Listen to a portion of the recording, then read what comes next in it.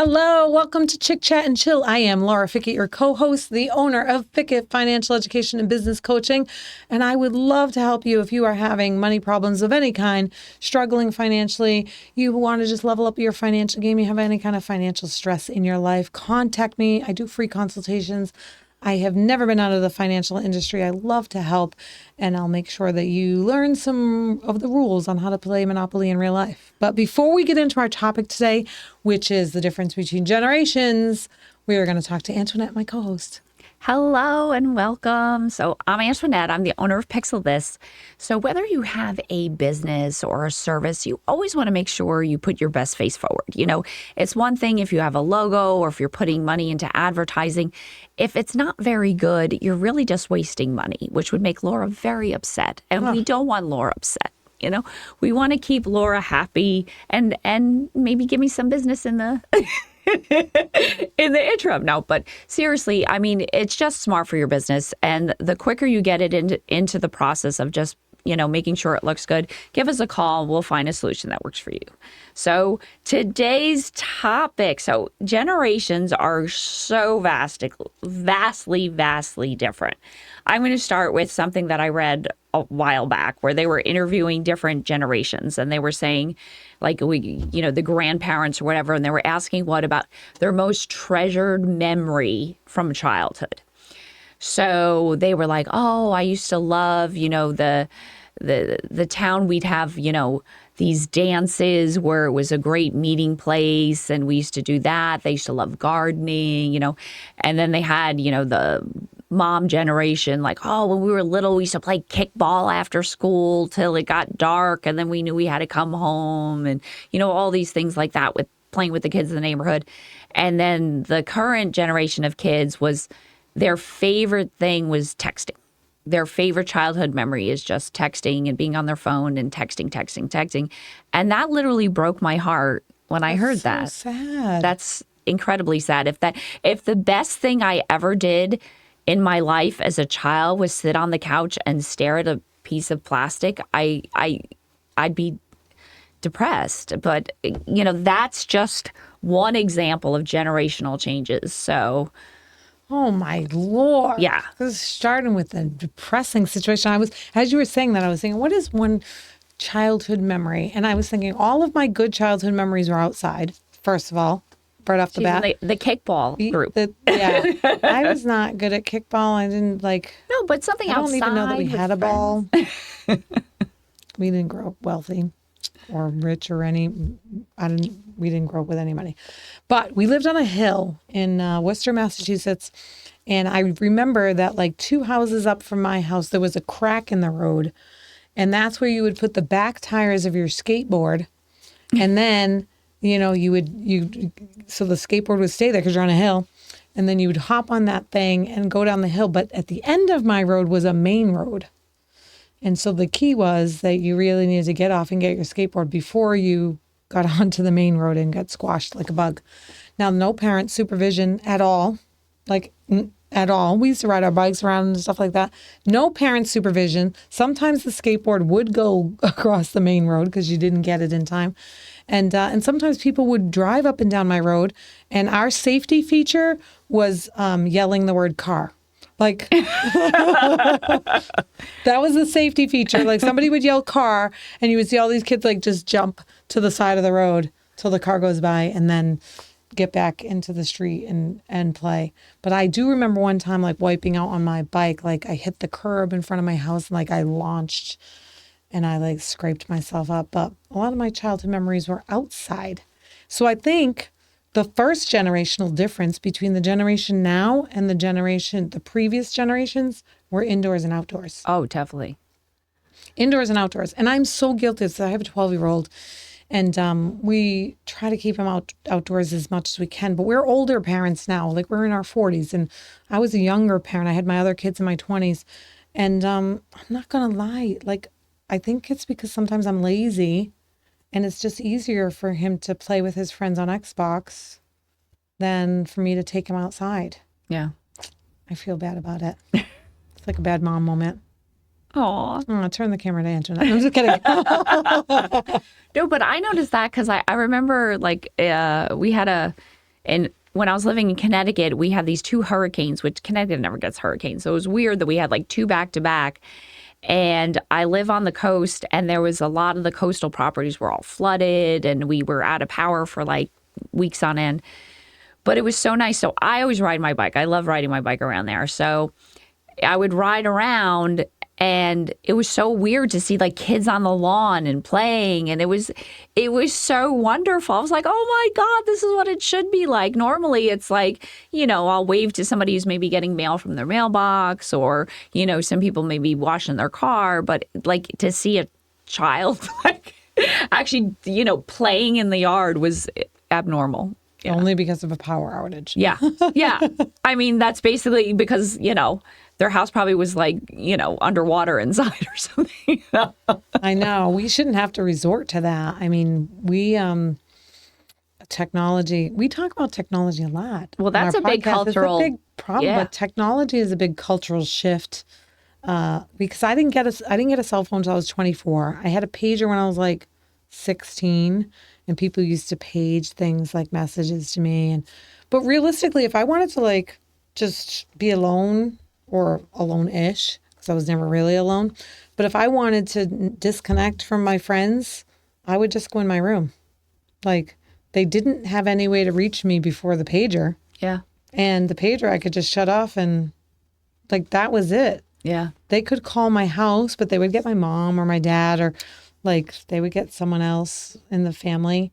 And you couldn't call past like 8:30, 9 o'clock. Or you definitely wouldn't call before like 8:30, 9 o'clock in the morning. And then my mom, I remember once I had, a guy called or whatever, and she's like, oh, Brad called. I was like, oh, okay. So I pick up the phone. She's like, what are you doing? I'm like, I'm going to call Brad back. No, you're not. And I'm like, why not? He's going to think you're a floozy. Well, that's a generational difference right there. Floozy. Look it up. It was a word. No, but it was just funny where it's like, even technology, but when you think about it, I know silly things like we updated a TV system at our house. So my mom is just so scared to use the new remote, like thinking she's going to break something, or all of a sudden she doesn't know how to get back to and it's not that difficult. But for you, like the older generation really just struggles with, they're just looking at buttons and how do I do this? And they feel kind of lost. And I know for me, like I hadn't had a cell phone for quite a while, and I just got one. But I have no problem with technology, but I'm actually shocked at the amount of things I couldn't do without a cell phone, because anything to verify who you are will text you, will this, will that. And I'm like, I have a tablet, but you can't get texts on that from I have a SIM card and I could access the internet and I could do anything I want. But I know, I have an app that texts and I have no problem doing it that way. But it's that special VoIP phone, so they don't see that as a cell phone, and therefore you can't be identified. Well, and my daughter's in college, and she broke her cell phone, and she missed so many things, like in 2 days. Like, so you depend on it now for business or for school or for anything. You depend on the technology.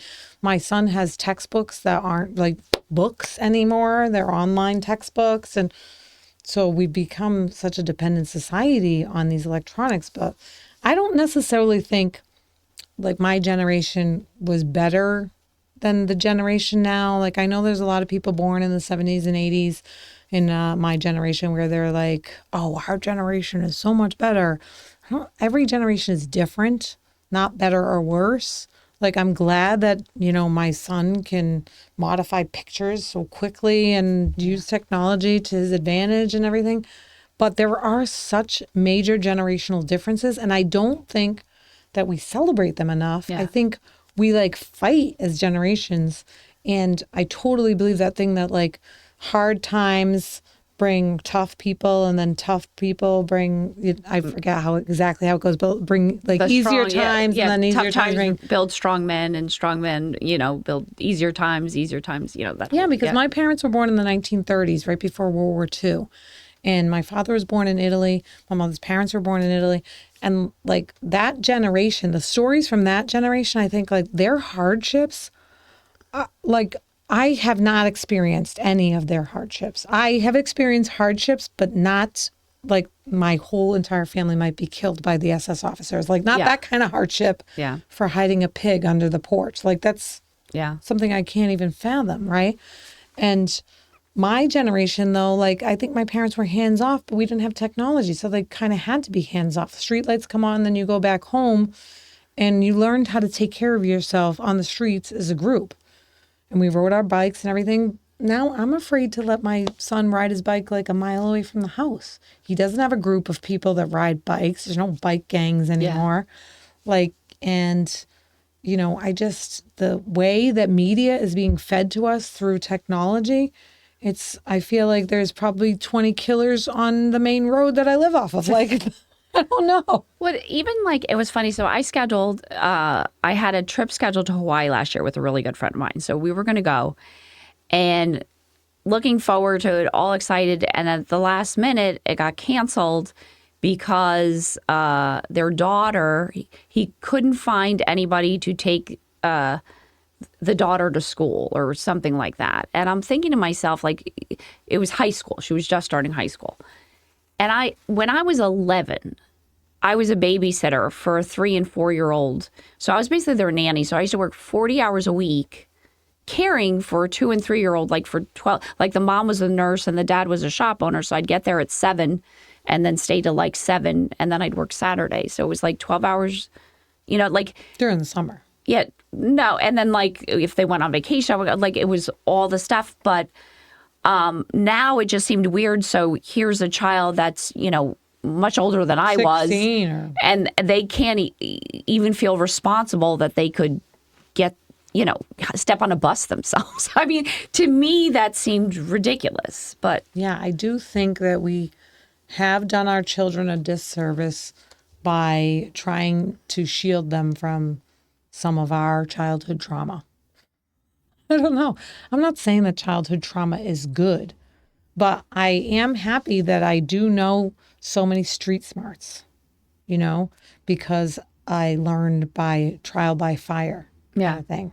Like, I mean, I just think of all the things that we did as a kid that would never fly right now. Like, we don't even want to talk about you see it on social media, the metal slides or the death wheel at the playground, like that kind of stuff. Like, like we had jarts. Like, if you don't know what those are, then you're young.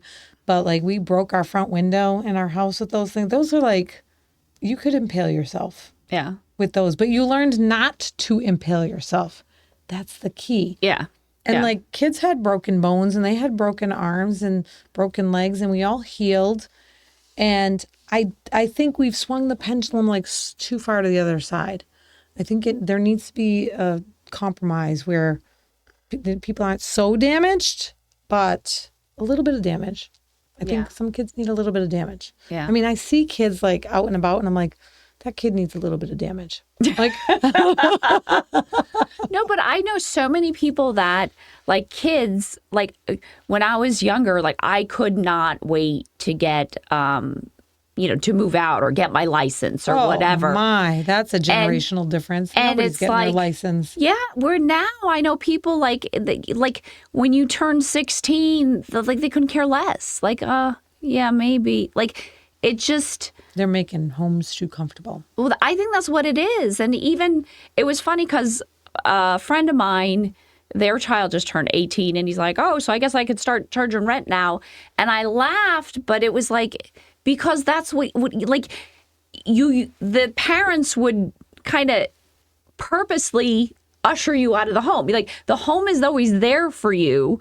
But the phrase my mom always uses, cutting the umbilical cord. She's like, you got to cut that umbilical cord. Your job as a parent in those 18 years is that when that kid is 18, they're completely independent of you. You don't start at 18 to be like, okay, now this is how you do. Like you started when they're a child and you start them to teach like, okay, they're 4 and 5. Can they start cooking? Okay, at what age can you start them on other things so that they know all the life processes, things with finances, things with how to cope in an emergency. Like these are things that you just do, and it just seems like that's lacking going forward, Yeah, I think one of the major differences when I was thinking about this topic, one of the major differences I see is not that our parents were hands-on, because they weren't.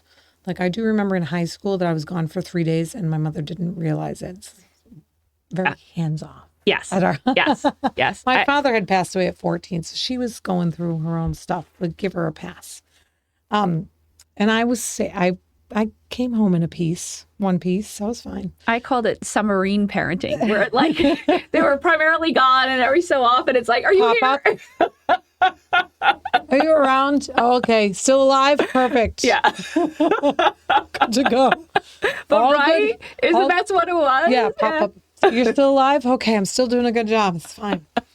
But like the thing is that like for me, I was thinking like, how did we get so disconnected, right? Because there are parents that are still hands off.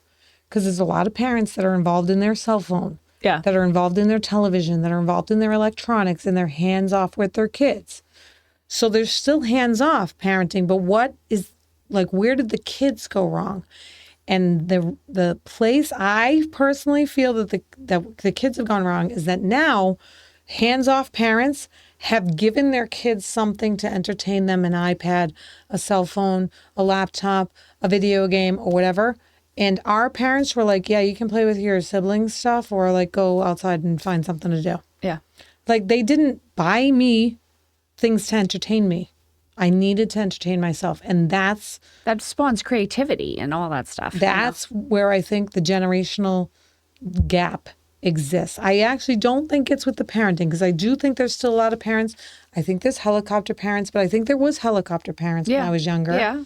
I remember a girl that I went to school with. Like, I was thinking, oh, her mom is so involved. Like, she bakes stuff for the bake sale and she's on, like, the parent thing. And she's, like, when there was sleepovers at the girl's house, she was all involved. And I was like, oh, that's so sweet. Yeah. And so I think there was still helicopter parents and there was hands-off parents. And now there's helicopter parents and there's hands-off parents. But I think the difference is that the parents of 40 years ago did not give their kids stuff, consumer stuff. Yeah, like, here you could, even if you take a ride with them, like they have movies in the back, they have this in the back, they have, like it's not your job to entertain your kids. Yeah. You know what I mean? It's your job just to, feed, clothe, whatever. But if you leave kids to their own devices, allow them to use their creativity or their this or that. And that I think is very lacking. Yes. We noticed it when we went away. We didn't let my 12-year-old bring his cell phone. He got a camera from his grandparents, and we let him bring that, but we didn't let him bring his cell phone. And on vacation, like he drew, like he had paper and he drew and he found ways to entertain himself, like on vacation during the downtime. And so, I mean, kids, I think they need that. And that's where I think the generation is lacking. Yeah. I think the technology is fine. Anything used in moderation is fine. Yeah. But it's being overused and it's being used to babysit the kids. And then the kids aren't learning those skills on how to entertain themselves. Yeah, I think that's a good point. And one thing that I did when I was like kind of just thinking about this last night was I was trying to go through the different generations and concentrate on like the good points of it. So I wrote like a little list. She prepares. I prepares, but I prepares. So like with like the older ones, they were good with like sacrifice and duty and rebuilding. Like they were really good with kind of that post-war and stuff like that. And Cool Whip containers to reuse. No, before Cool Whip. But then with like the baby boomers, they were kind of more the like work hard, live the American dream, like that kind of, strict work ethic, and you need to be, reliable, stuff like that. Gen X was more about independence. That's kind of when you started getting, both parents, a lot of them started working. So you had those latchkey kids, like that was what they were called. Now it's just normal, but it's just a kid now again. But one parent households are normal. Yeah, like it just seems like it's more of an oddity. Like, my parents, we're together my entire life. And that used to be the norm, where I feel like that's the exception to the rule now, which is strange. Yeah. And I think now a lot of kids are just, I don't know, you could have your own. I'm not a big fan of bouncing the kids back and forth. Like, I think a child deserves a home, and you could still be two effective parents, but I don't think that's my personal take. Well, I mean, we could go down Yeah. a huge rabbit hole about how the destruction of family and the destruction of marriage and all that kind of stuff. But Yeah. I do think there are a lot of good points like you were bringing up. Well, that's why I thought it would be good to focus, because not so much to go, oh, that was wrong with this, or this is what's wrong, but like highlight some of the good points, because the key is working together with them, because they're not going to change. Like, this is what this generation is, and this is what this generation is, and this is their core value system based on their entire upbringing. And therefore, how can we capitalize on that, or at least acknowledge their strengths? So that was my thought when I was doing this. So then kind of like after that came the tech boom. So then it was kind of that with like people had the tech and the side hustles, and it was like that whole thing. And then with Gen Z, it was like, these are the people that they're socially aware, but very anxious and, but very digitally savvy, stuff like that. And now the new ones that are just younger are obviously, they're raised on iPads, and it's yet to kind of be determined what, when that's going to end, or, what they're going to be the full It'll end when everything gets shut off. Yes. No, but it is one of those that, it is nice to, rather than be like, in my day, whatever, like, just capitalize on that. Like, instead of fighting amongst the generations, I think, why not have like every generation takes all the good things from the previous generations, leaves the bad things, and then moves forward, and it's like one fluid generation. There's such such differences. It's crazy. Like, even when we're going to talk about our next topic, a difference in like television and stuff like that, what people are watching. But for me, I think about like, okay, what was good for my parents' generation? Well, they didn't waste a lot of stuff, right? They came out of World War II and they weren't wasteful. Like, I joked about the Cool Whip containers. That's not a joke. That's our Tupperware was a Cool Whip container. Like, leftovers went in a Cool Whip container. If you seem to think that Cool Whip in our refrigerator was Cool Whip, it was never Cool Whip. No, it's fun. The button tin was never cookies. Like, it was always buttons. It had cookies on the front, but it was never cookies. She saved so many buttons. My mom is like ridiculous. I still to this day go in my mom's fridge, and you're trying to find like the butter, but it's like, nope, this is salmon. Okay, you're open this butter container. Nope, that's cut up onion. This butter container. And it's like, can you at least vary the containers? Like, use the butter for fats and use I don't know. But she didn't do Cool Whip. She did butter tubs. It's very similar.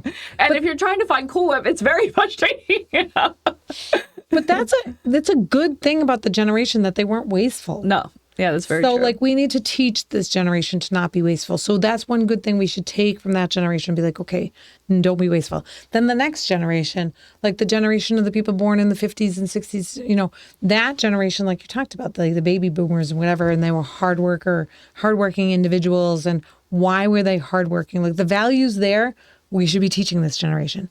Then the generation, like, the 70s and 80s, the generation, kind of like the lost generation, where like... Well, that was very independent. Very independent. Yeah. But that's important skills to bring to this generation. Yeah. Like I call it street smarts. Yeah. The street smarts that generation had, really important. Then the next generation that comes off with like the start of technology and whatever, what can they had a mix. Like, some of them had some technology, some of them didn't. My older kids didn't get like a laptop till they were teenagers. Now my younger sons had a laptop like forever, So I think instead of all these generations saying our generation was better, yours stinks, that's just going to create division and like defensiveness. Yeah. I think really there are differences between the generations. Accept it and embrace it. Yeah. And then teach every new generation all the good things about the previous generations. Yeah. And so that we have more consistency, I guess, among generations. Wouldn't that be nice? Like, yeah. Instead of having these major discrepancies. Well, I think people, they get into their little molds or whatever, but there's also struggles in every generation. Like we said, the older ones may struggle with technology, where the younger ones might struggle with actually forming close bonds. And, there is Forming that. complete sentences. But you want to at least, try to, if you notice something in another generation that you feel it's, then reach out and try to, help. And that's the main thing. And but I'll be the first to say that I have not been good at it, at that with my kids. I want to shelter them, from all the trauma that happened or in my life and all that kind of stuff. And I should shelter them from the really bad things, if I can, that happened in my life. But the other things, like reading cursive, I don't just shelter them from learning how to write cursive. Like, why? I taught my kids how to write cursive. Like, you should teach your kids how to write cursive. The Declaration of Independence is written in cursive. I mean, you can get it, obviously. Not in cursive, but you're gonna laugh at this, or I think so. Anyway, so I was asking my mom once, so she was born in 1939, so she's seen so many different things. I mean, it was during the war. My dad was a prisoner of war. My mom's family again was taken from her house by soldiers and wagons. But so I asked her, okay, you've seen so many inventions over these years, from TV to this. I said, out of all that, like, what invention sticks out as, like, your favorite or most prolific? And you'll never guess what she said. Washing machine? The calculator. The calculator. She goes, because think about it. She goes, prior to that, she's like, it was what? Like the abacus? Like, she goes, and I'm very mathematically minded, and my mom's the same. So in every room of my house, I have like a calculator, because I'll just all of a sudden want to calculate something. I love your mom even more now. Being a CPA, I love calculators. I remember once I got a stocking stuffer that was like a calculator you could clip on your purse. I was like, this is so awesome. But it's true, because like prior to that, you just get an answer like so quickly, where it's not this big, long, drawn out process. Where with TV or something, she goes, there was always some way to entertain yourself, or there was always some way. But when you have to like actually calculate things with there's no gloss over way. It has to be done.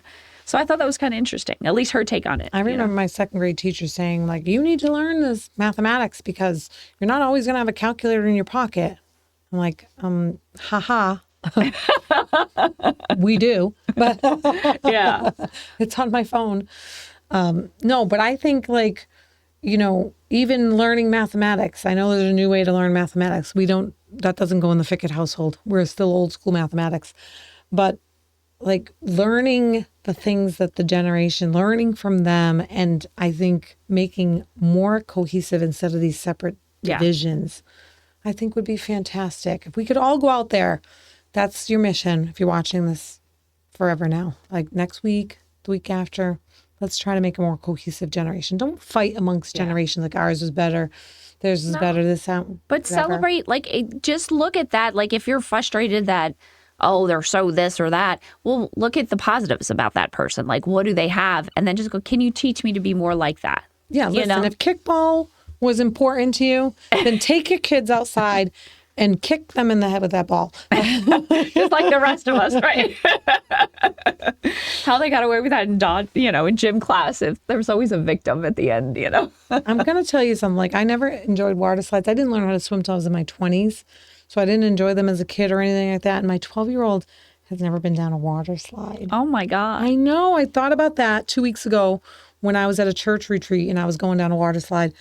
Yes. Like, we have fun church retreats. So she goes on water slides, but her kids. And I was thinking, oh my goodness, like, I just have to think, what are the things that I liked about my generation that he does not have in his life? He's 12. I've got 6 more years to like punch that all into his system before I send him off and cut the umbilical cord. But so we're going to have to wrap this up. So next week, we're going to talk about what's on TV. And just kind of compare the, different shows and what's been going on. And it should be interesting because I actually shut off my television at least 10 years ago. So I have not watched really anything since then. So I have a little bit more experience in the television watching, not much. Actually, I only watch television if it's combined with relationship, like if it's with my husband or with my children or anything Yeah, like that's that. usually the only time. Like I'm high energy, so for me to sit on a couch by my own hand just doesn't happen. But I do hear about things going on. Yeah. And so I am cognizant of the fact that there's a Love Island. Those of you that are watching it, it's not like Dallas or Falcon Crest. Or Fantasy Island. It's not like that at all. Nope. So we're going to compare some of those. Going to be a fun topic Yeah. because it has changed dramatically over the years. Yeah, for sure. So until then, tune in next week and never stop laughing. And never stop learning. We'll see you soon.